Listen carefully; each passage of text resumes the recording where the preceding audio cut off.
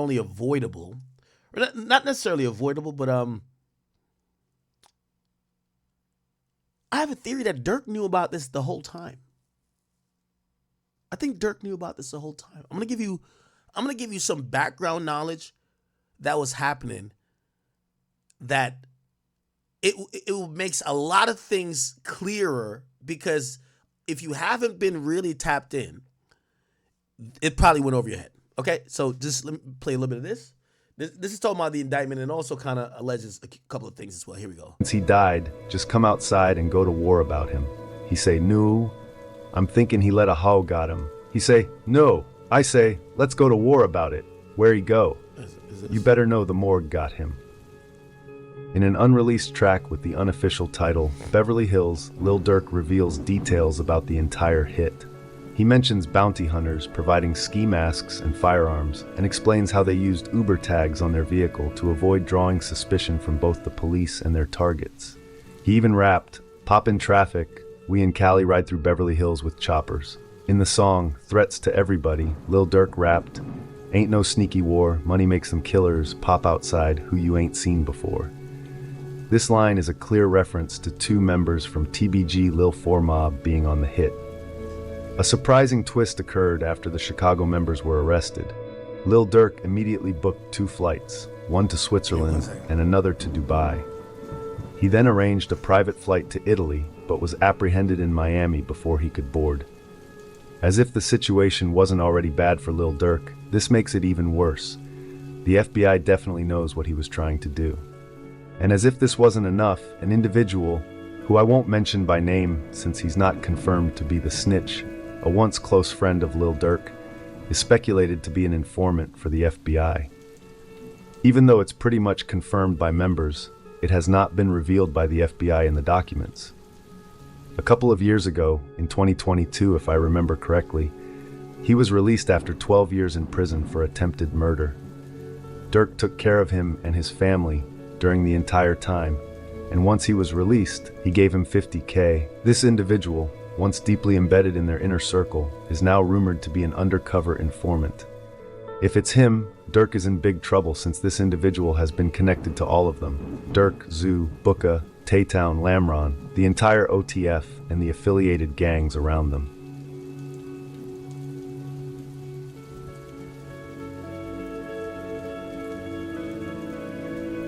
I'll leave this rumor here without further speculation, as there's really no evidence to support it.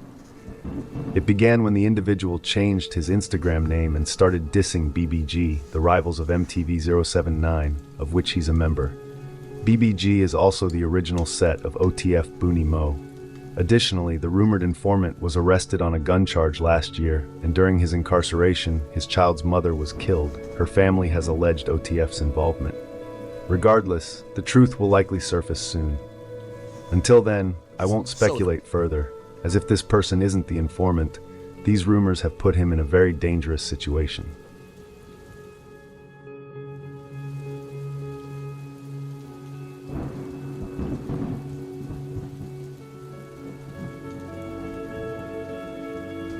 Dee, confirmed to have been involved in the hit and likely seated in the white BMW, is a high-ranking member of Taytown with a reputation for past violence. In 2014, he was arrested and charged with the murder of Travis from Shields. But after being released on a $90,000 bond, paid by Lil Durk in 2019, he eventually beat the case in 2023, which also included an attempted murder charge.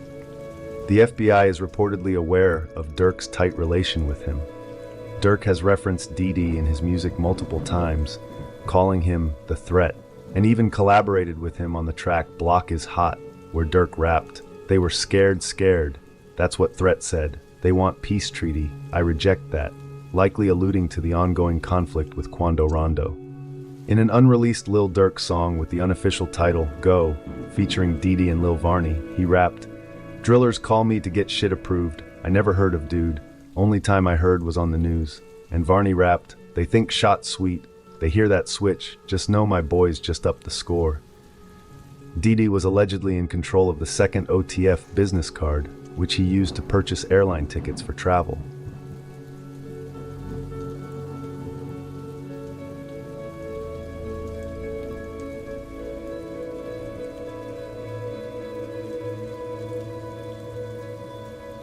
Brown Eyes and Flacca, who were two of the arrested and confirmed to have been on the hit, are members from up north in Chicago, more precisely TBG Lil 4 Mob.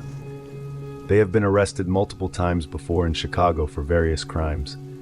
I don't think they have any direct connection to Lil Durk, but rather that they had contact with Dady and someone else from Lamron, Taytown, or OTF. It did say Didi recruited these guys, so I guess, interesting. Brown Eyes is even followed by Dayday on Instagram. Brown Eyes and Flacca were the two shooters and were most likely brought in just to do the dirty work. They were caught on surveillance cameras from the gas station, killing Lil Pab and shooting at the black Cadillac. An interesting fact is that TBG Lil 4 Mob were allegedly the set. Yeah, remember I said, so if those two were the shooters, the other shooter is co-conspirator 2. I said that co-conspirator 2 is the one that's snitching on Durk. So the third shooter, whoever that is co-conspirator 2. They won't name him. We think he's telling. And that's who we think is telling on Durk. But clearly these guys, they were recruited by Didi, so they probably don't even know nothing about Durk. That killed young Pappy from TFG PBG in May 2015.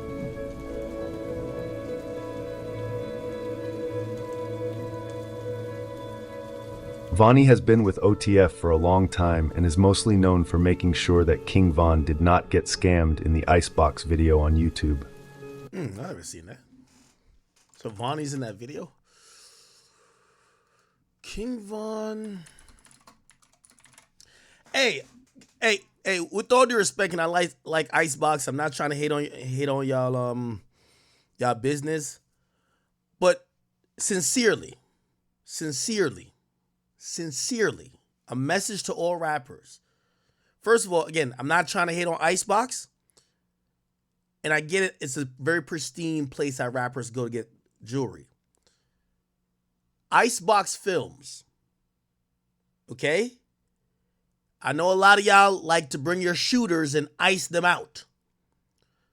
Don't bring your shooters to Icebox to ice them out. Okay? Go alone with someone that's gonna pay the people whatever jewelry you need. But when you're bringing your shooters to Icebox, or they're recording you, as they recorded Vaughn saying, "Yo, I need a chain for him." Yeah, he be killing shit. I need a chain for him. Yeah, that's not a good look. Again, not hating on them. They do great content. Look, 4 million from the Vaughn thing. This it's like 3 different times. Actually, 4 different times. Do y'all thing. But maybe stop bringing your killers to Icebox. Okay? My boy, the Icebox is looked out for me. Got me in the iciest chair. By the way, if you don't know, the Icebox guy, according to Trench News, was subpoenaed to testify in federal court in the O Block 6 case. So all them chains that they got when it was like, now let's get this for these guys. The guy who made the chain, and again, but they're civilians, I would imagine, Icebox. They got subpoenaed, and they pretty much had to say, yeah, if they got subpoenaed where they had to testify, I'm pretty sure they subpoenaed any other surveillance footage that wasn't caught on this big-ass camera right here. So maybe if y'all went in the corner and be like, yeah, oh yeah, he killed this nigga for me, so oh yeah, they probably got that footage too. So again, bring in your killers in front of mad cameras for an internet episode. Also, while I'm even at it, and I'll say it, and this affects me. I want to show you that I'm not hating on Icebox. I've seen this recent trend. A couple of times I want to interview some niggas, and they say, nah, act. Let's do it in the bigger studio. I said, why? Why are we doing the bigger studio? Because I want all my goons on camera. What you mean all your goons on camera? I want them to see them. Okay. I'm going to oblige. You could put all your killers in the back. That's not me telling on you. That's you now. You know we finna go viral. You're now putting out a video with 1 million views, and you gonna be like, yeah, shout out to Tim. You know he laid shit down.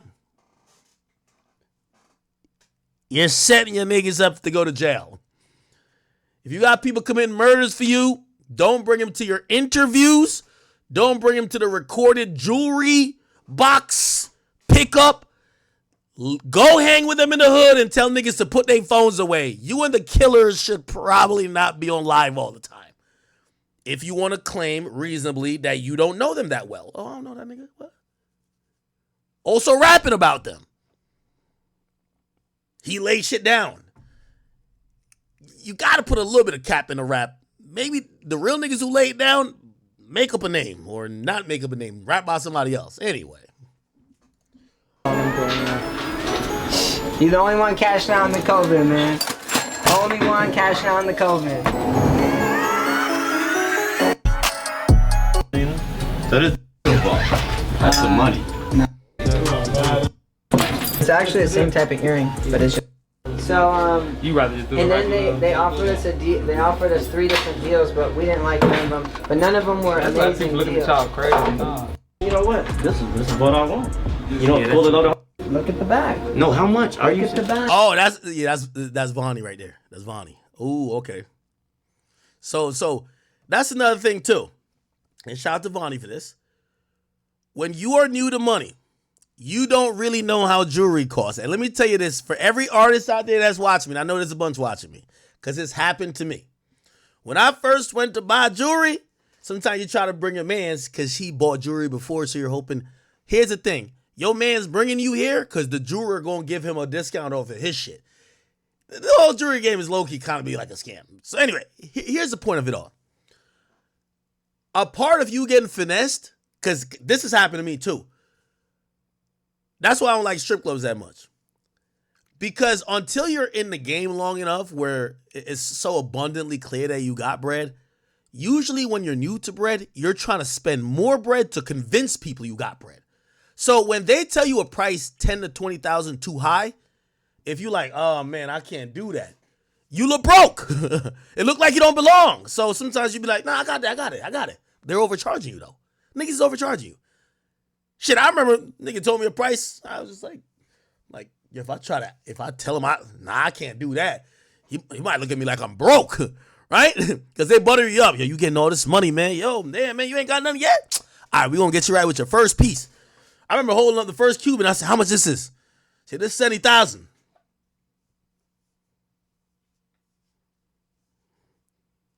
I got it. I'm pointing to my man. Yeah, the backpack. Yeah, I got it. My broke ass. Hear my broke ass. You know how I try to do it?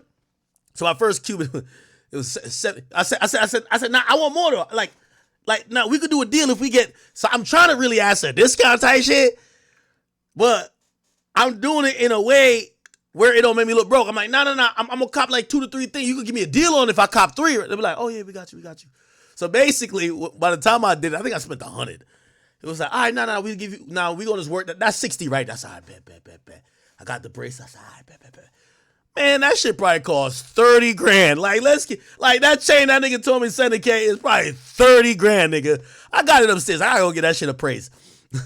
I ain't gonna lie to you. Yo, chat, I went to my, real talk, and I know I'm sidestepping a little bit, but y'all know what you get from an act stream. Yo, I popped out at Rutgers University. I went there for college, if you didn't know. I popped out to the homecoming, and I ain't wear no jewelry, I think. Did I wear jewelry? No. Maybe I wore my small Cuban. That shit cost me, how much is small Cuban? I think that cost me like 25 or 30. And they claimed they gave me a discount. Whatever, cool. I wore that, and I wore my Cartier and a bracelet. And when I went there, like, mad people like, oh, act here, like, yo, just going crazy, whatever. I was like, whatever. And I'm dapping some niggas up and taking pictures with them. I'm looking at them. That's what I hate about jewelry. I got on real shit, but maybe they that rich because I don't know these niggas. Everybody got a Cuban on. Everybody got a Cuban on now. And I'm starting to think, does everybody really got like $70,000 to spend? So I ain't gonna lie to you, chat. Like, I'm probably either done wearing my shit, or I'm just like, I'm not gonna sell it. I'm just gonna leave it, bro. Like, I'm tired of this shit, bro. Cause the fake shit, the Mosinite niggas, is killing the game. A nigga coming with Mosinite, like, I'm dapping up a nigga. I'm like, yo, does this nigga even have a job? Niggas is popping out with Mosinite. They look just like your shit to the naked eye. The Mosinite shit look just like your shit. So if you bought this to look rich or flex, the nigga who bought the Mosinite looks exactly like you. So now I'm like, what the fuck? The Mosinite niggas is going crazy. So now I'm like, God damn it. So imagine me wearing my shit. I'm risking, because I'm thinking, anytime I wear my jewelry, I'm thinking I got $100,000 on me. Niggas might try to, I gotta even move a certain way. These niggas got probably $800 on them.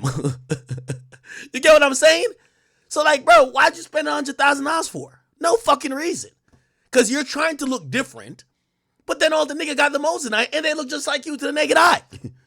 All right, they might not be famous, but like, so now I realize me showing up and people say, oh, that's act. That's bigger than what I'm wearing. So I don't know. I was actually Googling. I'm like, is there a new type of shit that niggas ain't bootleg yet that could show that my jewelry is out of this world? And Vlad showed me this shit, which was low key. Vlad was like, because Vlad has a Richard Mille. He has a Richard Mille. It's $250,000. And he showed it to me. And I'm like, yeah, I think this iced out bullshit is done. I think I'm going to just get like a rare, you know, them little weird ass watches, but they're rare, but there's no diamonds on them. And you're like, oh yeah, that's $300,000. I'm like, all right, maybe that's the flex now, because everybody got Mosinite. Anyway, I just went on a whole little rant or a little sidetrack. But yeah, these days, you can't tell, man. You can't tell. But this is the reason why I went to that story, because everybody who just gets money, a jeweler has finessed. They tell you they're giving you a deal. They're like, nah, just tag me on the gram. Nah, not took 10 bands off it. Just tag me on the gram. You know what I mean? Or the jeweler be like, nah, I just want to make a video saying you cop from me and you my client. You're like, all right. He's like, nah, I'm going to take, yo, you can't do 8. Like, nah, I'll do for 70 as long as, we'll just make a video. Just tag me on the gram. You done gave him mad free promo. He got 15 other clients. 15 other celebrity clients. And then like probably 100 regular people. And he took off $10,000 that it really didn't even cost. This shit cost 40. He's selling it to you for 80. He said, do a promo video for me. I give you for 70. Yo, stupid ass still paid 30,000 over the price. This is a finesse. Fuck. Anyway, I said all I had to say. First time, I don't know if this is the first time, but he shows up to go get jewelry. And I guess Vonnie is there to kind of make sure you don't get scammed. Let's play it. She's like, man, you know what? This is what I want. You know, pull another 140, you know? I'm saying my mom got a Camaro. Yeah. Exactly. Yeah. That's why I just had to pay it off. I told her to trade it in and get a new one, but I don't want my Camaro. See? Chat, I'm telling you. This is when you just finally got some money. When you talk to people, you're dying to let them know I'm rich now. I'm rich now. Nah, yeah, my mom got a Camaro. Nah, I told her trade it in. Paid off. He's qualifying himself because he thinks that these jewelers only deal with super rich people, and that he's trying to qualify himself to them to say, oh, no, I'm rich now, too. Now, I told my mom got a bullshit car. I told her to get a better one. You know what I mean? You're going to see it. It's a little too, like the little $2 one, the little, Yeah. And then she got grandkids and all types, so why you want a little Camaro? Nah, I just let her have keep an it. SUV. Yeah. Proud of you, man. Dog, you came a long way. You came a long way, man, for real. So that means you're giving us the watch for how much? However you look at it. Yeah. Now, he's smart. This is where they finesse the fuck out of you. This is where they rob you blind. So you just give us the watch for $5 then, and then you just keep the earrings. We don't want them earrings. No. That makes sense, don't it? Just give us- Now this nigga mad right here. He's like, why the hell is you telling this? Vaughn came here to give us all of his cash. You know the videos I love the best? I gotta show you this video. And then salute to Johnny Dang. I'm not hating on none of y'all jewelers. Keep getting y'all money. You know what I mean? There's a video I think he put up. I think it's with a what do you call the guy name again? Oh, it's with Funny Mike. Yeah, shout out to Funny Mike. You know, Funny Mike getting that bag. And Funny Mike go there and they make a video where it's like he gets some shiny shit and Funny Mike get all the money. No. Funny Mike get the shiny shit and Johnny Dan get all the money. It should be looking hilarious. Watch this. Look. My birthday, what you say? Too easy. Too fucking Yeah. easy. Come on, Yeah. man. Come see what's going on, baby. Look at this. Yeah. Big boy birthday, man. You know what's funny? Like these look good. They look amazing. But the funniest part of it is always when they're handing the money over. Like, the niggas flexing with your money and you're flexing with like these diamonds that we don't really know. Like, I was listening to like, I think CJ So Cool go off on a rant. Like, he's been going through some shit. He said, I spent $1 million on jewelry and I never knew what a fucking carat cost. I didn't know nothing about jewelry. I would go to the jeweler. I would say, I want the biggest and the best. They would tell me some shit and I would just pay whatever they told me. I didn't know that, number one, they were using reduced quality and all that type of stuff. I only found out when it was time to sell it back because I was going through some shit. And I said, damn, that's all of us black people. Let's keep it a beat. Wait, how much? Whoa, whoa, whoa. Let me get that bag. Yeah. Oh, look. It's showing it. Look. Yeah, look. Let me get that bag right quick. Most of the time, he Let me put get that down bag, in the man. credit You card. see what time it is? Oh, and I got some more blue. blues in my pocket. Don't Don't sleep. Turn me up, big fan. Pull like this. The jeweler, he not that impressed with this. You know what he impressed with? Cold, hard cash. Yo, cold, hard cash. The jeweler's impressed with the cold, hard cash. We impressed with anything that sparkles. It's too. Hey, come on. Too easy. Yeah. Look, this is all you gotta see. Shout out to John Dang. No, I'm not hating on you. I love you, John Dang. I met you, by the way. You're dope. He flexing with the money, you flexing with your teeth. This is good. Hey, don't call me. Unless you got the blue. Look, the jeweler's saying, don't call me unless you got the blues. And the nigga, I guess he said, don't call me unless you got the teeth shiner. I don't know. Shout out to Funny Mike, though. That's my guy. I know you're going to call me. I want like Funny Mike. This is big money in my grill. Yeah. So I know you're going to call for that Funny Mike shit, but that's big money. Yes, Lord. Too fucking easy. Yeah. Okay, all right. All right, well. It's turn me up, big five. Yo, I went in to go get my jewelry. That nigga got a vault of hell. The nigga safe, nigga look like even if you stole the safe, you'll never get in. I'm like, where they put the money at, nigga, you'll never get in, nigga. Anyway, all right. Anyway, so we're back to this video. This is OTF Vonnie, and he's telling King Von, he's trying to make a deal for him. And by the way, that's W Homeboy for that. Trying to make a deal for him because right now he's gassed up off. He might just got a big deal, just got big payment. Somebody wired him $1 million, and now he's just looking to spend. And you know, when you feel like you're trying to put yourself off as $1 million nigga, say something called 70,000. You're not gonna like, you know, you're not gonna be like, oh nah, I'll only pay 60. Yo, I'm gonna be honest with you. Oh, chat. This is good. This is actually good. Yo, chat. All right, I'm gonna tell you some dumb shit. I can tell you some dumb shit. I'm gonna tell you some dumb shit because I'm saying this not to shame nobody. I'm telling you this how us black people really it works. I'm gonna tell you the truth. Remember I told you I won $1 million in gambling. Well, really, you know, I've lost millions. So like I had a good day. I won like $1 million. Usually I win a couple 100,000 or I lose a couple 100,000. And essentially I had $1 million and then I lost a bunch. And when I was about to lose, I'm like, yo, it's no way I could lose a fucking $1 million gambling. So I stopped myself and I called my dealer up and I bought the Maybach, right? So I bought the Maybach and yeah, I'm paying for it cash. Cool. Anyway, I never seen the Maybach before I bought it. I just like, he texts me pictures. I'm like, I want that one. Give me that one. Okay, cool. So he sends me the picture of the Maybach. I'm like, all right, yeah, I want that one. By the way, which I didn't even know that was that popular because Young Miami got one, Yachty got one. I didn't even know this is that popular. Anyway, so whatever. He's like, all right, bet, whatever. So then, like, at the point where your dealer is hitting you up like that, they're not sending you prices, my nigga. I mean, you could obviously find it. You could go on the website and find the car, but he just sends it to me. So he tells me a price. I can't remember what the price was. I think the price was like, which by the way, I put it incorrectly in my car vlog because the car cost $250. It wasn't, yeah, something like that. Anyway, here's the point. The car was, I forgot the exact price. Maybe it was like $260. And I got a shout out to my mans. I actually play Fortnite with him all the time in Discord. And my man Dab is a white dude. You know, white people be on that shit. Us niggas, we be trying to qualify so much that we got money. We'll overpay, bro. White people, they're always like, no matter, because they don't care about wearing wealth and showing, like, they usually, unless they're on some nigga shit. Anyway, so they give me so the dude says, all right, so is this, the guy knows how I deal with him. I buy all my cars cash.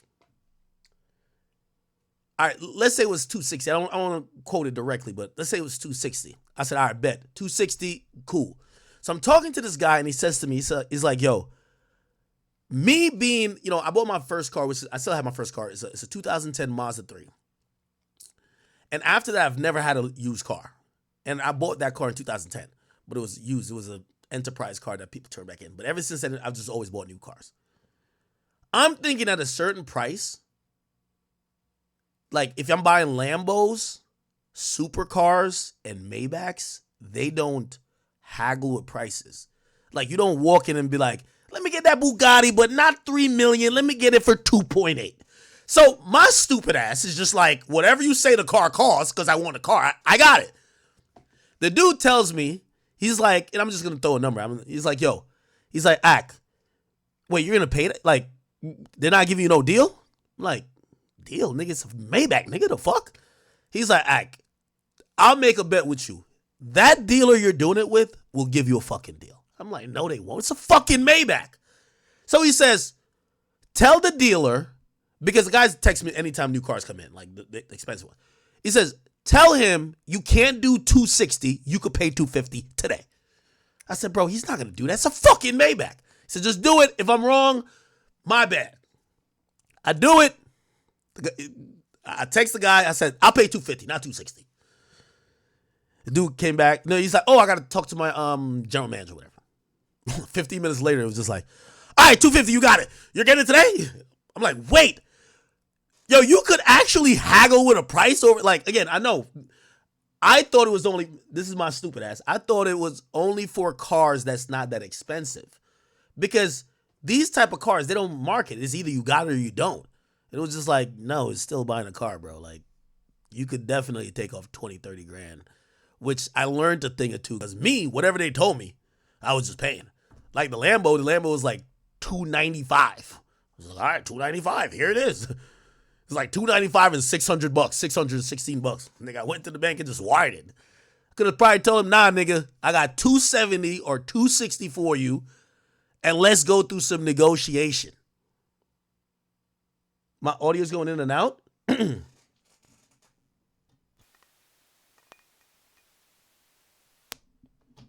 Anyway, I'm good? Let me know if it's good or it's cracking. What's it? Fix your mic, nigga. Am I good? Mic check, mic check, mic check. I'm good now? I'm good? Okay, I think I should be good. Okay. So essentially, I found out that not because you're buying really expensive things, and it wasn't their fault, it's my fault. I'm going under the assumption I got to show y'all that I'm rich. By the way, here's a qualifier thing too. You know why I never had a car loan? This is why I never had a car loan. After my very first car. So when I started getting YouTube money, this is how long I've been doing this shit. 10 years ago, I wanted to go get a Mercedes. My credit was like, I got evicted from a place because one of the two people I was living with, they stopped paying me, right? Or they stopped paying their share of the rent. My name was on the thing. We got evicted because I was either going to have to pay for all three of us or nothing at all. So anyway, we got evicted. My credit's fucked. I'm getting money. It's 2014. I want to buy a Benz. I go into the Benz dealership. I try to go buy a Benz. They look at me and they said, okay, all right. Like I pick out the Benz. And I'm like, this is great. Like I sit in it. I'm like, oh my God, I'm going to finally own a Benz. Remember, my only car still is a Mazda 3, 2010. I said, all right, good. Yeah, I want this. Now I'm feeling myself too because I say, yo, I want people to feel like is my app still fucking up? My mic, I mean? If it's...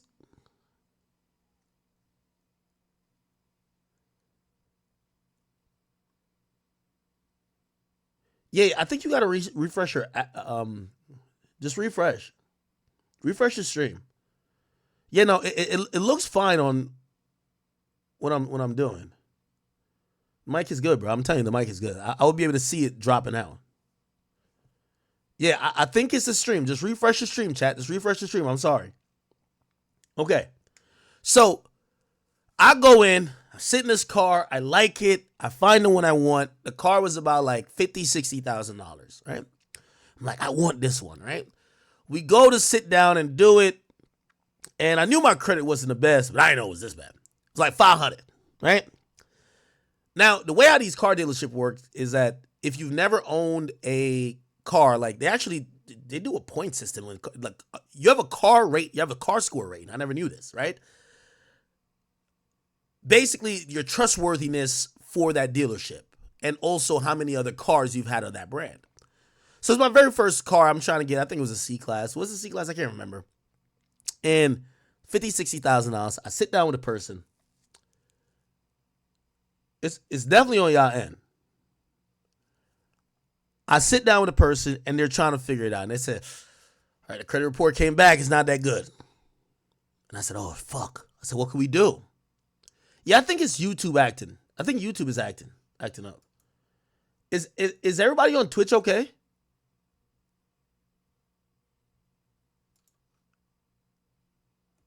Okay.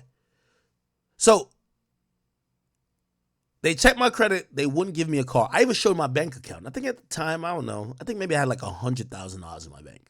And I was just showing them I could afford this car like twice. Like, what do you mean you're not giving me the car? Like, come on. Like, I want the car. I think I was trying to maybe even lease it. I was trying to lease it because, tax purposes. And I was like, no, I could finance it if I need to. They turned me down. And after then, I remember I grinded. And 2 years later, in 2016, I went back to that same dealership. And not same dealership, it was Mercedes. And I bought a G-Wagon. It was like $170,000, and I bought it. And I remember I built it because I was sitting with the guy. They're like, "Oh, you got this internal," and I felt like they were testing me. So we get to the point of payment, and it says, "So how are you gonna pay it? You want to do the credit application again?" And it was almost like I felt like people were just laughing at me, and my ass said to them, "I'm paying for it cash." It felt like the movie with DMX when he came in and threw the bag of money, right? Which I got to learn later. It don't work like that in real life. You don't come and throw in a bag of money when you're buying a $170,000 car. No, nigga, you're gonna wire that bitch. And yeah, and then even then, I remember when I got the car at the time, there was a whole problem with like Nigerians stealing cars. So they wouldn't. They had a 30-day hold on issuing the title because they couldn't issue the title because people were sending those cars immediately to Africa. And there was a whole like title fraud. I don't know. Anyway, here's the point. That me trying to prove myself got me into that mindset. A young black guy who just started making some money. I felt I had to, when I was turned down, I had to show I did have the money. Now, subsequently, I ended up buying everything with cash. House cash, 3 other cars cash. But still, I never really utilized credit. I mean, nowadays I am because I'm starting to leverage things. But it goes into this conversation with Vaughn.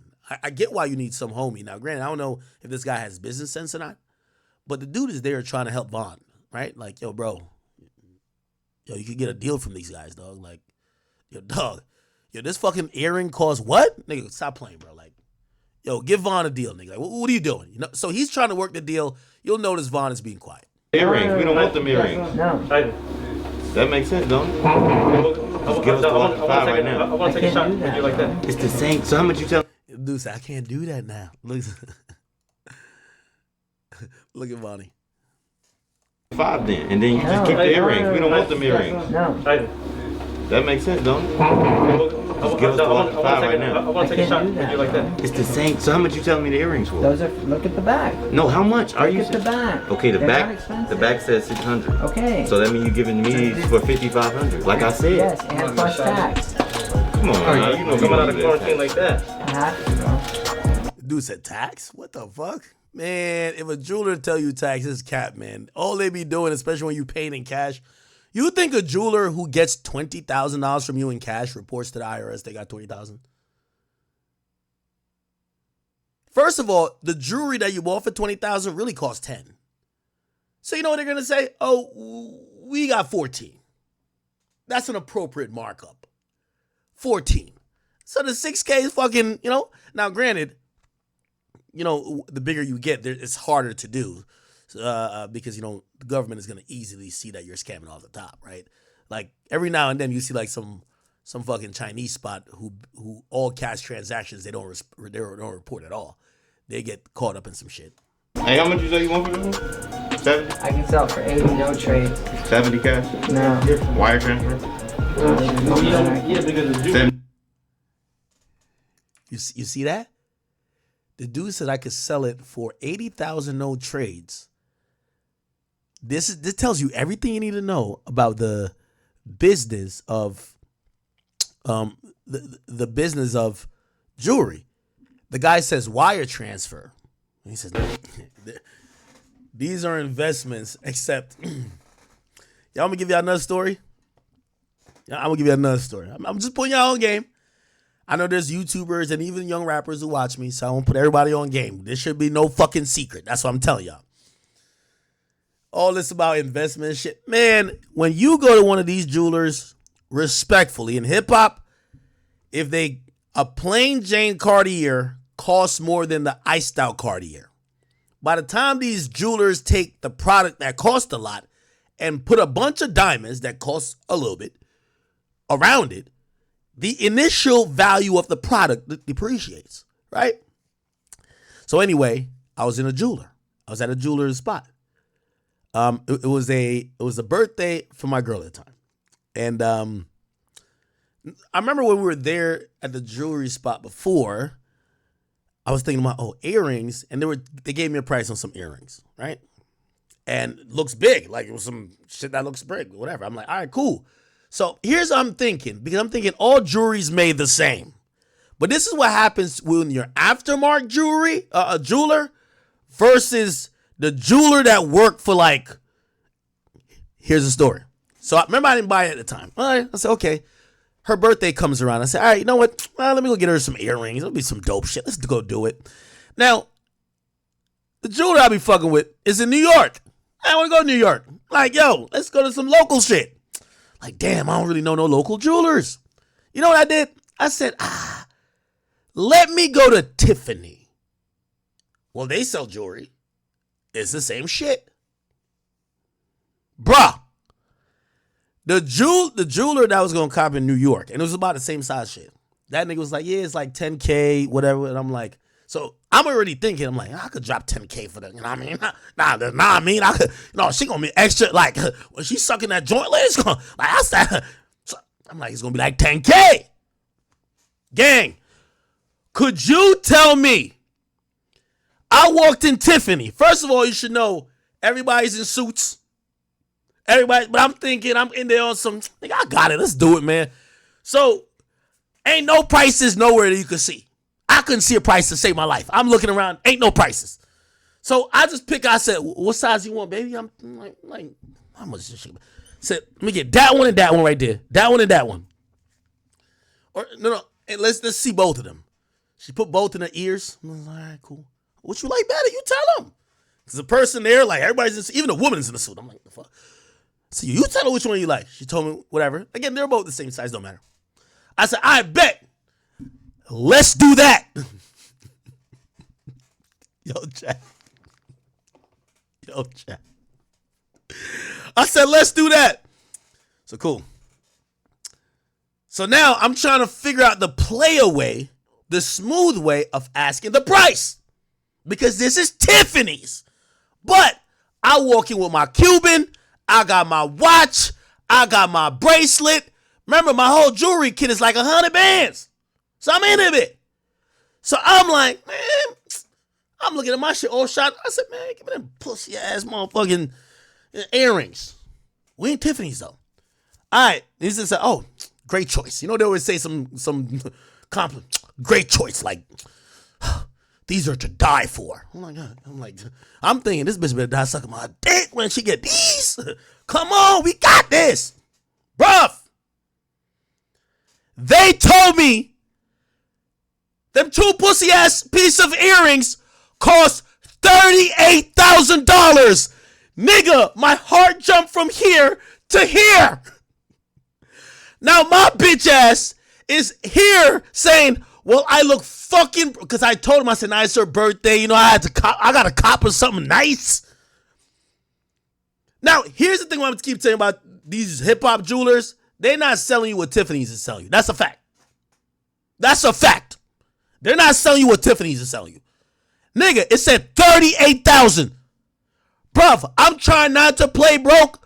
And of course I got it, but it's just like, nigga, I didn't think I'm paying that for no fucking earrings. I'm thinking about that. I'm like, yo, my mama used to be a school teacher. That's my mom's whole year. Fucking earrings, especially, I don't care about jewelry like that. I'm like, so now, and we had this conversation afterwards. So now I'm like, nigga, I'm looking at her to say, bitch, you better not say you really want these. So I asked the question to not make me seem broke, but to put it in her decision. I said, oh, 38? Okay. All right. So I look at her and I said, how bad you really want these? Nigga, the look on my face was, you know that SpongeBob meme? You know the sponge? The dehydrated joint? I look at her like this. Bitch! You better not say you want these shits real bad. Fuck that! But I couldn't say it because I'd be the broke ass nigga that fucked up and walked in here because I pulled her in there.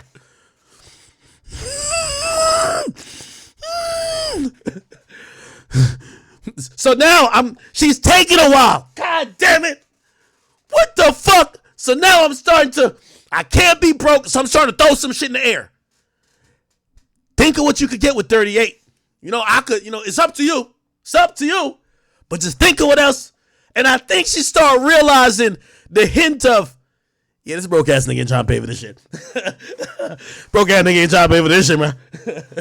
Yo, she was just like, and she gave me the out. I'm gonna keep it a beat. She gave me the out. She was like, you know, I like him, but you know, like, I'm not in love with him like that.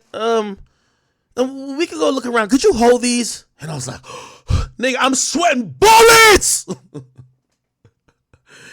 I'm sweating, nigga. I look like, what's the nigga name? I look like this nigga. This me right here, gang. I'm looking like him. This me. This me. When she said that, nigga, I probably exited that shit, nigga.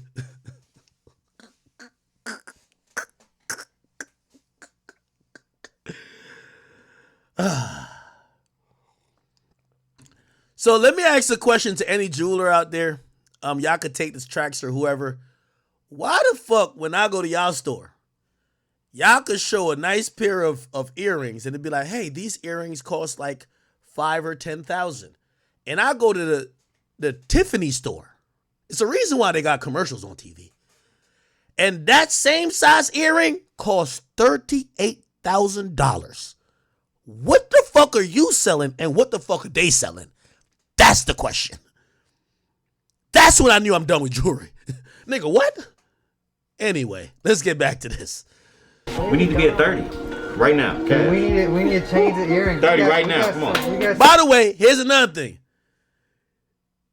The nice lady in the suit that was selling this to us and the gentleman, they weren't into, I could tell, they weren't into haggling. It was almost like when they was watching me, first of all, I walked in with a backpack. It was almost like, broke. It's like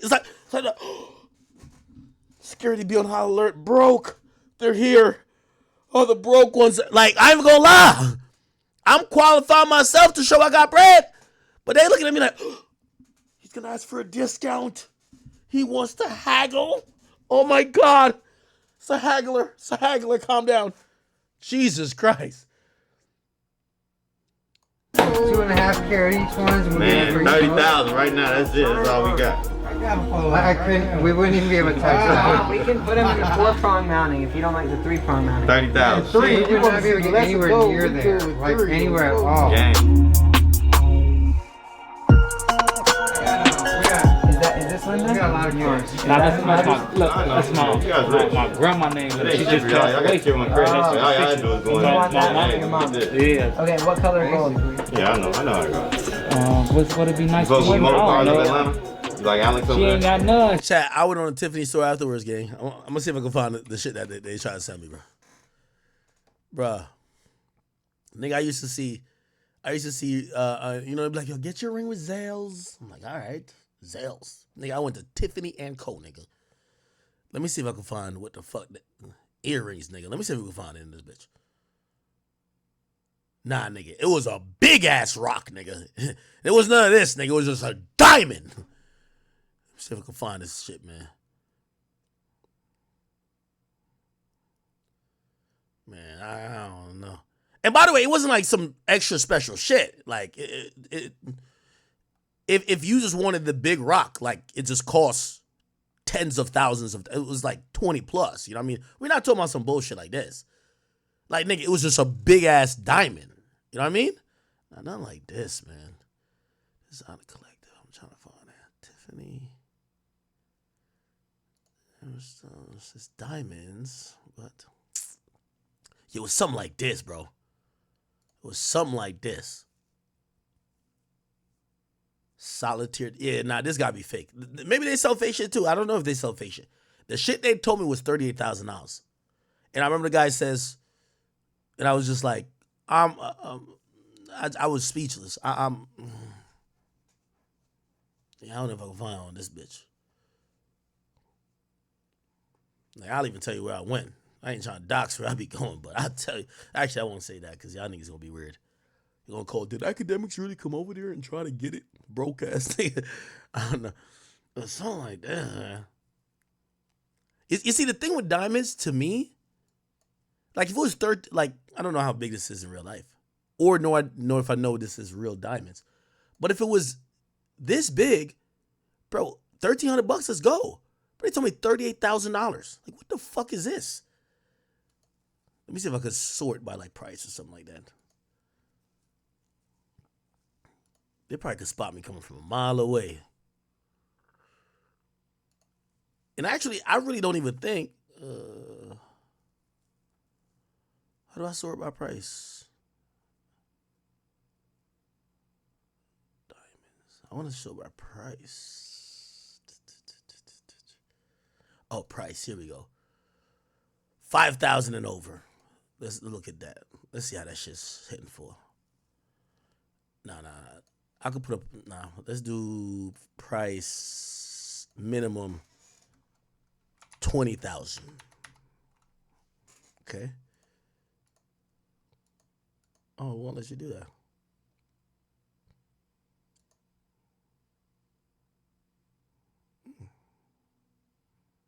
Yeah, it was no shit like that.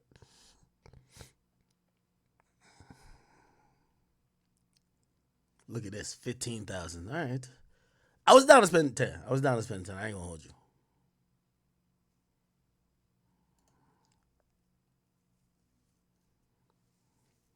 See, when you up in the store with your girlfriend like that, you thinking about all the time she done clean, cook, sucked you off. Like, you think about all good shit. Like, you know what? All right, man, you leave me alone. You don't bitch and argue. Like, you good. This is like an installment for you to shut the fuck up. I'm sorry to say it like that. That's what you thinking. That's during the good times. Until you realize you give her a piece of jewelry, she still won't shut the fuck up. See, I can't find that shit. How much is this shit? Ooh, yeah. Look at this shit right here. Look at this shit. And to me, this little bullshit. Where is it at? It just popped up. 30, yeah. Something like, yeah. Look at this. 31,000. Nigga, you know what been looking popping to me recently?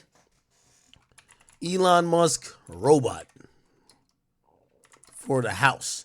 Elon Musk creating some robot that could be in the house. It's gonna cost $20,000 to $30,000. They won't ever talk. They'll shut the fuck up. One of these joints. Tesla's gear. Nigga, yo, chat. Before I cop a chick $30,000 worth of shit, yo, Elon just, for all y'all chicks who full of mouth thinking y'all Krishan Rock ratchet, y'all act bad, trust me, before I buy one of y'all a motherfucking thing more than $20,000, I'm copping these. The one that gonna do my laundry, clean my house, and shut the fuck up. Without needing to hire a teacher. Right here. Comes to engineering design. What? Oh, the reverse bend over? Oh, this shit's crazy. Yeah, Elon, you fucked the game up, man. Y'all hoes better come with better skills. I ain't gonna lie to you, and I'm saying hoes respectfully.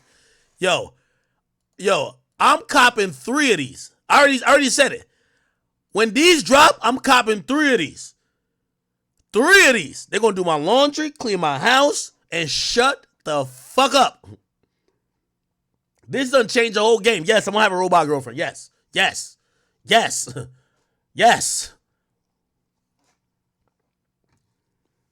And I'm sorry, y'all women got something to compete with. I'm gonna tell you why. I know I went off the topic. We won't get back to Durk, but come on, we chilling for a couple hours. I'm gonna tell y'all why y'all got something to compete with now. Because if sucking dick and riding cock is the only thing you offer, well, there's bitches doing that for $200. So if you think that you cooking, cleaning, vacuuming is some priceless shit, well, Elon Musk just captured everything you do non-sexual in one robot, and you might be out of business. I ain't gonna lie to you, man. The human essence when developing Optimus. From the get-go, Tesla designed Optimus to embody a human-like nature. Standing at 5'10" and with an optimized weight of just 138 pounds, this makes for a robot that's not too heavy or bulky, even in the smaller homes. Yo, chat, I promise you I'm getting 3 of these. And it can't talk back? No one's going to want a noisy robot constantly. I don't want a noisy chick. Making sounds while it performs tasks. So from the start, Tesla. The only thing, hey, put it like this. Y'all women better step up y'all game. Real talk. Because I think the robot maid is easier and closer to replacing the woman than the constantly making than the robot dog. Sounds while the robot dog ain't there yet. I gotta be able to pet you sometime, chill with you, you be the homie. Like your dog, at least my dog, provides me mental peace. No arguments. Me and my dog never argue about shit. So to keep it real, the robot that be around the crib as a human, it's ahead of the dog game, man. The dog is, listen, I don't gotta tell Pluto to be like, yo, bruh, I'm about to get a robot. If you keep acting up, nah, Pluto's good. But y'all females who think that you just a bad bitch who suck dick and know how to fuck, but because you can do laundry, just please know, Elon is designing something to get y'all out the paint. And whenever he gets y'all out the paint, I'm pre-ordering 3 of these. I never pre-ordered a Cybertruck, but 3 of these? Y'all gonna be like, damn, nigga, you gonna see them walking back and forth in the background. All right, sit down right now. Just chill over there and just fix me another glass of Hennessy and motherfucking cranberry while I get the content going on. And they gonna chill and mind their fucking business. This is the $1 billion idea. I wish I could invest. Actually, I'm an investor in Tesla. This is great. I ain't even gonna lie to y'all, man. Y'all females gotta step it up. Step it up. Elon done came out with the ultimate. He got y'all mapped to a science. I'm just keeping it a bean with you, okay? All right. Anyway, let's get back to Vaughn. I would go white gold. Even if a guy named Kenny. I would go white gold. Even a lot larger. Okay. Decent ass for her. Standard quality, bro. But there's nothing. Bussin'. That's the thing. My it's the lights, man. Look at these lights. Take it out the light. Go crazy. Take it out the light, bro. Oh, my mama. Take it out. I'm I know. But still, you gotta come down a little more. Nah, Vonnie really was trying to talk him down. Prove the $0 transaction. I don't want that. I don't watch it no more. Which one? The road. So we got to put on top of this. I ain't gonna lie, I think they were trying to finesse Von. I ain't gonna lie. From TFG PBG in May 2015.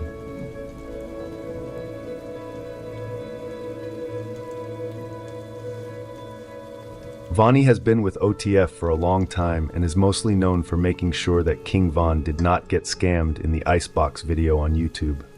The document states that he was observed in a meeting in Universal City, Los Angeles, with two unidentified individuals, as well as Flacca and Brown Eyes.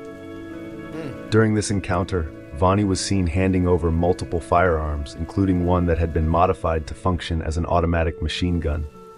Vonnie was, according to the documents, the driver of the white BMW that followed the black Cadillac Escalade for hours. He was the one that gave the other car the location of Quando Rondo and his entourage the entire time.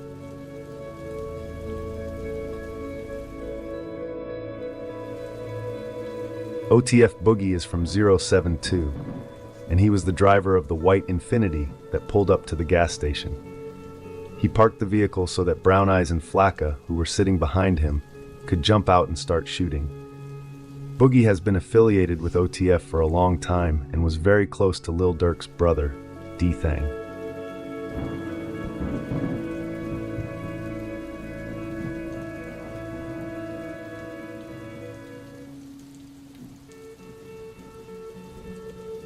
The internet has probably had a big part in all of this. Not long after King Von's murder, fans got impatient and wanted OTF to retaliate, and fans of NBA Youngboy started trolling Lil Durk with Slide 4 Von comments. It was everywhere. Lil Durk could barely post on Instagram without his comment section being filled with Youngboy fans trolling him. It obviously bothered Durk, as he even rapped. By the way, I've seen some people say that Durk got tricked out of his position by Youngboy fans saying Slide for Von and 6ix9ine, who also was echoing the same. Do you think that's true or nah? Rapped about it in songs and even talked about it in an interview with DJ Akademiks. The internet definitely played a part in all of this. However, I think it has had very little influence when it comes to the determination to get back for King Von. I think Durk immediately put out a bounty on Quando Rondo and people around him, even before the Slide for Von comments started to appear. However, over time, I think it actually got to Durk, especially when they didn't get revenge. Year after year went by, and the fact is that the two actually involved in the murder of King Von are still alive. And now Durk is locked up, recently transferred to the feds, and will soon be transferred to California. The moneymaker is gone, and it will affect many members and family, and could actually be the end of OTF and Lil Durk's entire career.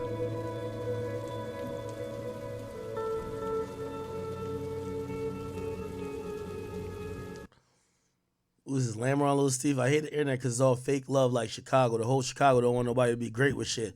All you have is hate in your heart and hate on everybody who making a living for themselves. Like, how if you having a job that's motion, if you doing whatever that bringing $1, and at the end of the day, motion. Stop fucking hating and being lazy. This goes for goofy ass niggas and bitches. Free the bigger picture. Another interesting aspect in all of this is Lil Durk's recent efforts to reshape his public image. He has presented himself as more religious, established foundations to support vulnerable communities, and promoted a message of peace, although this appears inconsistent with his actions. At his last concert, he even displayed a billboard collage featuring deceased Chicago gang members, including both friends and rivals, and brought J Main from Jarrow City on stage. This seems like a move to deflect FBI attention, as it's evident that Durk remains connected to crime. Recently, he also received 2 keys to the village of Broadview, but they were swiftly rescinded following his arrest. He likely received this honor due to his significant financial support for Mayor Brandon Johnson's campaign, having donated over $150,000. As we know, politics often operates on exchanges of favors, which may explain. So here's I ain't gonna lie, the mayor kept it pretty diplomatic about his thoughts about Durk. What's important to know is that, let me see here. Mayor Johnson.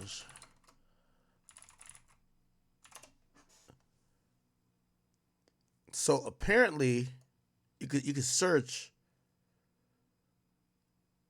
Let me see. So apparently, Durk was like one of the biggest donors of the mayor, right? Like he gave like apparently $150,000. See if we can find it, Durk. Yeah, and by the way, this was July 26th. They actually put this out. The Chicago mayor, who has raised nearly $2.6 million since his election in April 2023, nearly half of those funds come from unions. Another large check was from Grammy-winning rapper Lil Durk. Wow, that's interesting. So Durk, give me a second. Let me see if I can find. Since winning the mayoral seat, he's seen a name outside Chicago's usually political world crop up as his biggest financial backer, Lil Durk. Chat, I have a theory that Durk knew about this the whole time. Durk was trying to be smarter than a lot of other people. He was starting to, I don't think he thought the feds were going to come. I believe that he was going to, I believe he thought maybe being involved in politics and kind of back it. You gotta remember, a long time that Chicago hated on Keith was because of the mayor. The mayor, remember Rahm Emanuel? He always said that Durk, like Keith, was like one of the epitomes of violence and just like evil. He always shut down any shows or never really co-signed Keith being accepted until long after, until pretty much it was in L.A.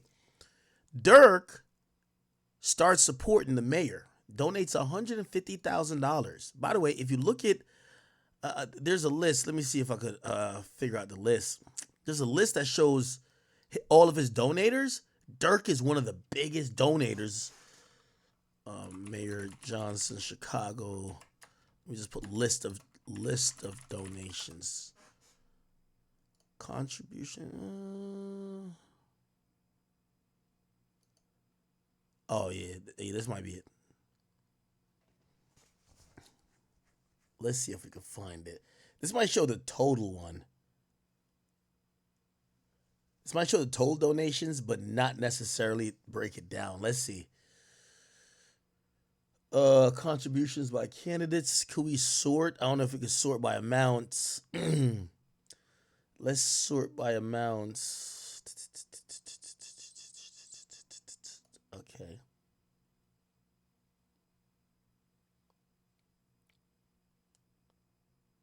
Oh, never mind. The teachers union, 1.2 million. These companies and also teachers, 60,000. A lot of teachers, Illinois, blah, blah, blah. And then let's see. This is the Board of Elections. Okay. 160,000, right? Here we go. Can we find Durk? Yeah, right here. So Durk donated this through the Voice Touring LLC, 150,000. He donated this on 6/23/2023. Now, by the way, if you ever watch The Wire, having some political favor is always good.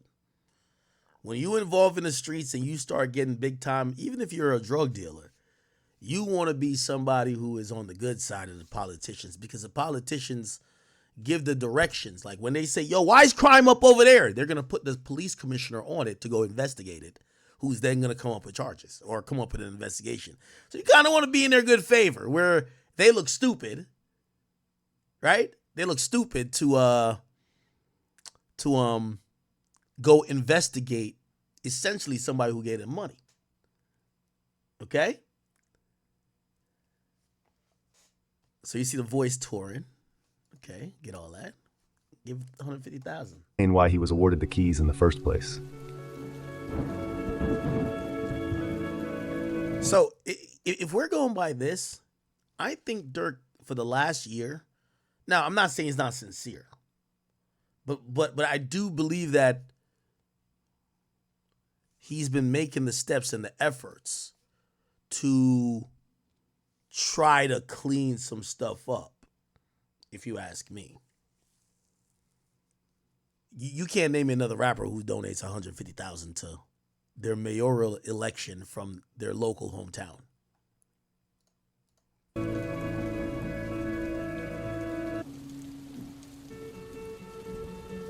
My own Shout out to VA in the building. What up with y'all? thoughts on this are that the whole situation is so incredibly unnecessary. A small fight which happened due to arrogance and pettiness has now led to multiple people killed, injured, families destroyed, and now is perhaps Chicago's biggest rapper of all time locked up in the feds, and there is a big possibility that he will receive a life sentence. This will affect a lot of people, not least his own family, his kids, and India.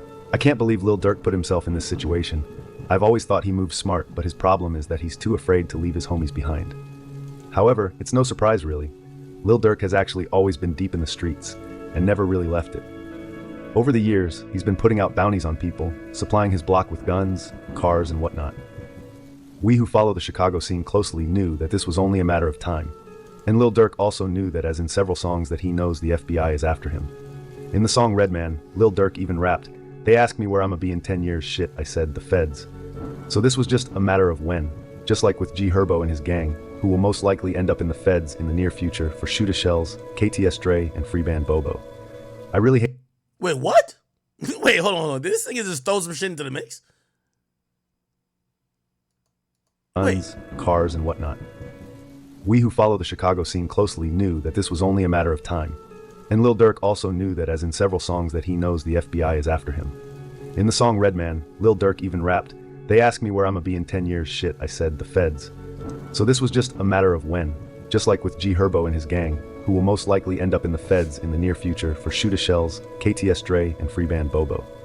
I really hate to see Lil Durk in this situation. He has been my favorite artist and many others for years, before his late break, and he has meant a lot to the Chicago drill scene.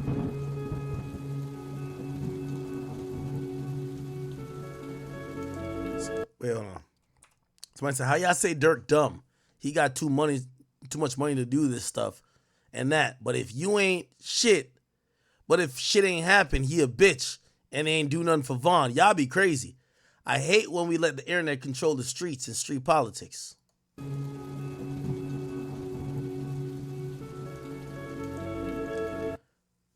Lil Varney says, stop calling my phone asking me shit. I don't know shit. And y'all see, and I see all you niggas post my brother. Majority of y'all happy and be sneak dissing him. Now y'all acting like y'all hurt. Please stop the faking. Stay out of family business, and I go for all you blogs also.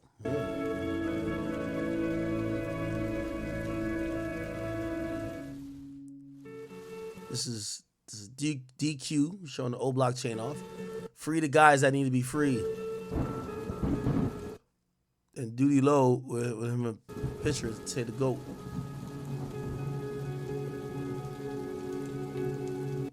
Channel Mafia? I don't know what that is.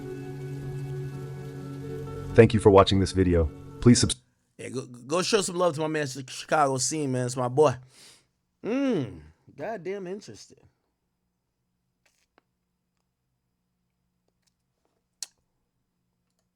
Interesting. Now, here's the thing. We got a little bit more. So, shout out to my man Bradford Cohen, who actually went on Law and Crime. Another rapper federal. And he spoke about pretty much what the government has on Durk, and he's pretty much talking about what's necessary. Now, we've given our opinion. He's an actually reputed lawyer. He's dealt with Fed cases a lot. He's going to give us his opinion. He did it on Law and Crime. Shout out to them. Now, what we said is that this case is heavily dependent on a snitch because there's nothing that really ties.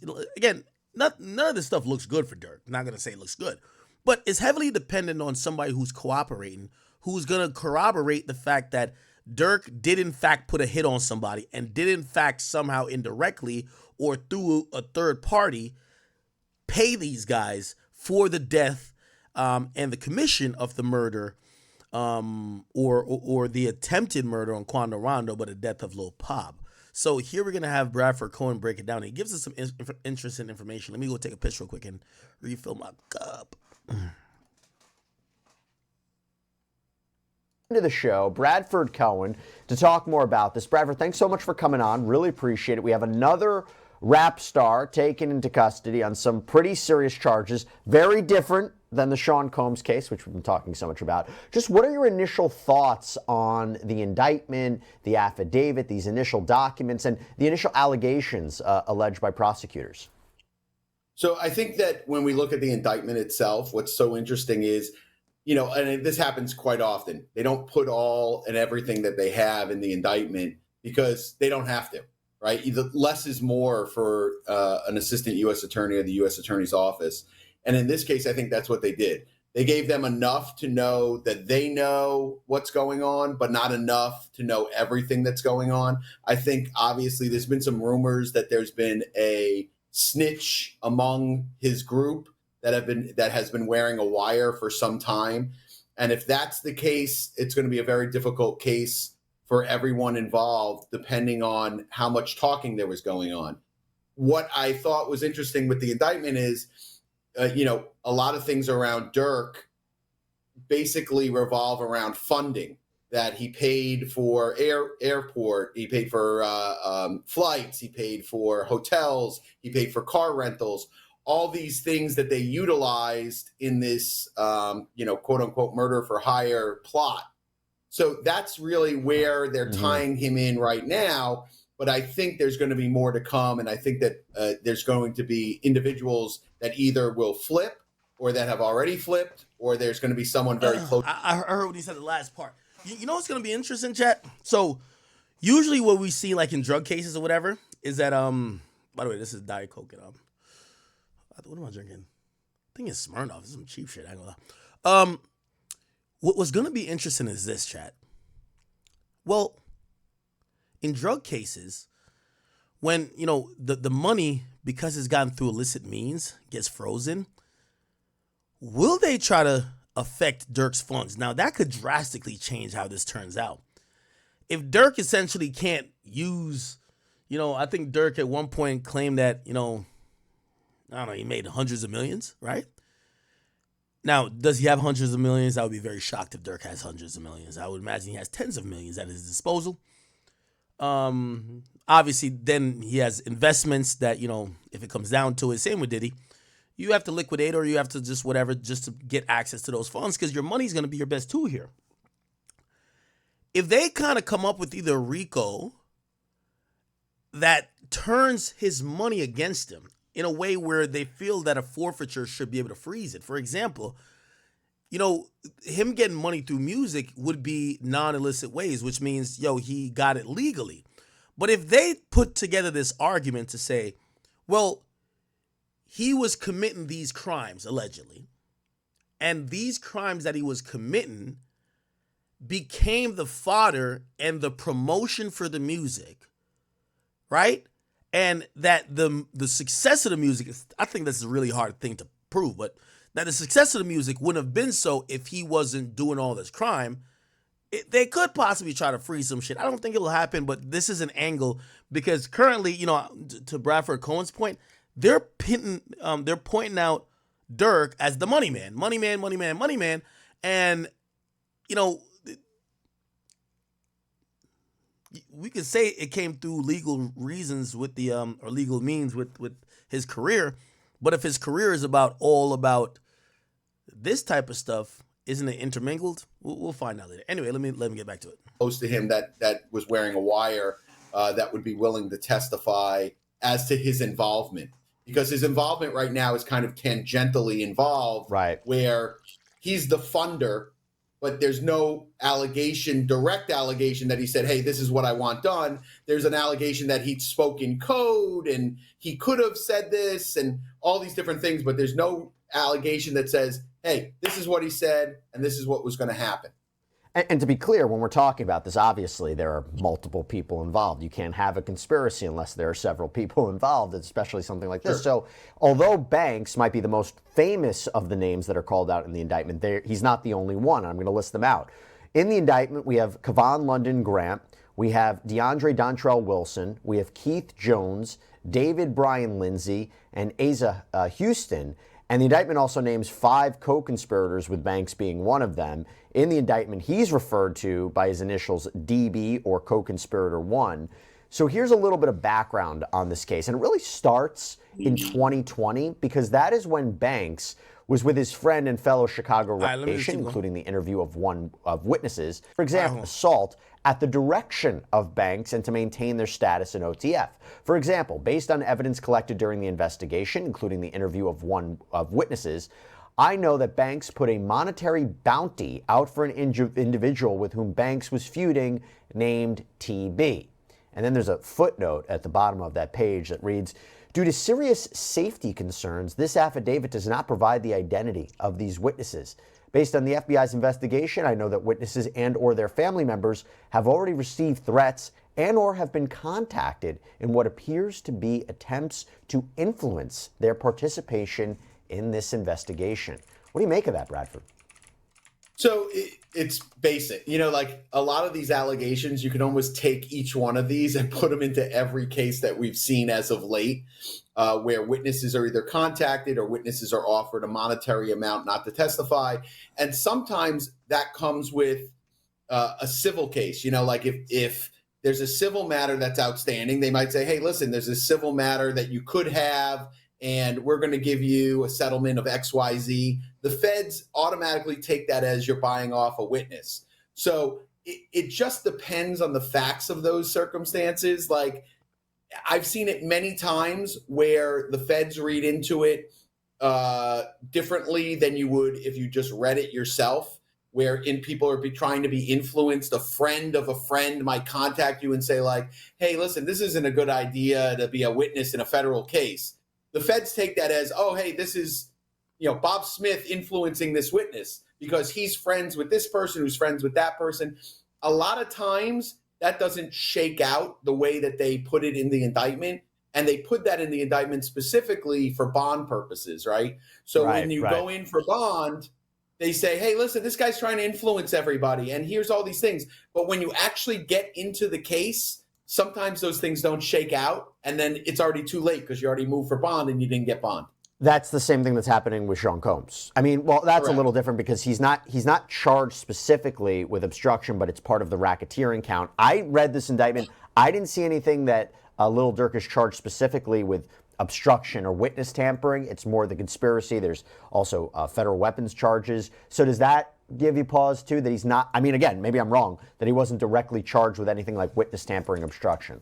Yeah, it always gives me pause. Whenever the feds throw an indictment in, it gives me pause right away because a lot of times you'll see in the indictment, there's a lot of accusations in the indictment that when you start getting into it and it starts kind of flushing out the facts, they stretch what could be a basic fact, they stretch it into something that it's not. And I've seen this time and time again. So in this case, it could be individuals that are loosely associated with OTF or that is signed to the label or something else that has contacted a witness, and they're trying to put whatever they did onto Durk Banks. So that's the issue here, right? Is that they're just lumping them all together. They'll just say, hey, listen, you know, because this guy did that, obviously Durk is the quote unquote leader of OTF. He must have known what was going on. Therefore, he shouldn't get a bond because this is a dangerous gang and etc. You notice they stopped short of saying this is a dangerous gang and said this is a dangerous association of individuals that known as OTF, which I thought was interesting because generally speaking, when it comes to any of these rap groups, so like, you know, there's OTF and YNW and YSL, and they all say like, hey, all of these nicknames, this is all a gang. And you know, even though it's a record label, it's also a gang. And that's kind of their argument with every single one of these. And that's going to be their argument here. But I thought it was interesting in the indictment, it didn't specifically say gang. It said an association of individuals that go under OTF. I thought that was kind of interesting because I don't know what kind of evidence they have to say OTF is or is not a gang legally, the legal definition. I thought it was PTSD from the YSL trial. Let's not rush to call anything a gang because of all the trouble there. That's a separate conversation. We can have a Sad to say, Lil Durk has been booked, man. It's gonna be a lot of videos coming out about Lil Durk, man. This is honestly sad, bro. I'm gonna keep it a being. Like, this is actually sad, like genuinely sad. Lil Durk literally had such a, I don't want to say such a promising career because he still has his career right now. He has his album coming out in a month. Like Lil Durk has so much positive going for him. Like, this case for him is how I see if King Von was still alive for the FBG Duck case. Like, he would have got booked the same way. And they're gonna pin everything on Dirk. There's already snitches, like what Rex said. There's a murder involved, murder for hire. They're probably gonna come with a RICO case after. This is not state charges. This is federal charges too. So it's very, very, very much different. Man, I can't really say what I want to say because YouTube is very weird. But seeing Dirk change his religion recently, they said it's good to be that specific religion while in jail, which I agree. You see a lot of, you feel me, people that religion. You feel me? It's like they're like a group in jail and they stay together, which is good. But man, going from being a 8, probably 9-figure man, private jets, mansions, to a cell, man, that must do something to you mentally that you can't even fathom, bro. And Lil Durk, honestly, he's like, rap wise, he's like up there. Like, he's the 21 Savages, whichever tier is the Lil Babies, 21 Savage. You put Lil Durk right in that tier. Like, the tier right under the Kendricks, J. Cole's, Drake's, them. He's literally the tier right below them. And, it's sad. Lil Durk's been in the game for so long, man. He told him about Slide for Von. He allegedly really did slide for Von. Now he's in this situation.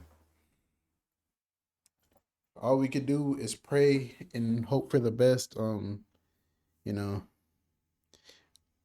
I'm consider myself a realist, and I'm looking at the situation. There's snitches, like all the evidence, like OTF cards for everything, and bro, like Lil Durk is ahead of all of this. Like, I really just hope he doesn't. If Lil Durk gets life in prison, I know his heart's gonna drop. And how Lil Durk says that he hates snitches, how much he prides himself on hating snitches. Like, I always wonder to myself, if it's someone in Lil Durk's position, if it's either life in prison or you snitch and you get 5 to 10 years, are you snitching? Would you throw your whole life away? You're not going to get to see any of your kids physically grow up anymore. All your money, you have all this money right now, but that money is not, you're the breadwinner, bro. Like, 5 to 10 years, 20 years, who knows? The family's connected to you might be broke. Like, you're the breadwinner, bro. Like, it's a crazy world we live in, bro. I genuinely feel bad for Dirk, but man, it's hard to even feel bad for Dirk because then you'd have to feel bad for Quando, and the whole situation is just sad because it's all this literally started from King Von and Jania, bro. King Von, Asian Doll, Jania, like, it's just woman, bro. Woman caused this whole thing to happen. It was a chain reaction, and now we're here. But it's your boy Big Egg News. Make sure you like, comment, subscribe, and please, please, please, please, please don't, like, woman holds so much power, bro. Like, it's so crazy. And I'm out.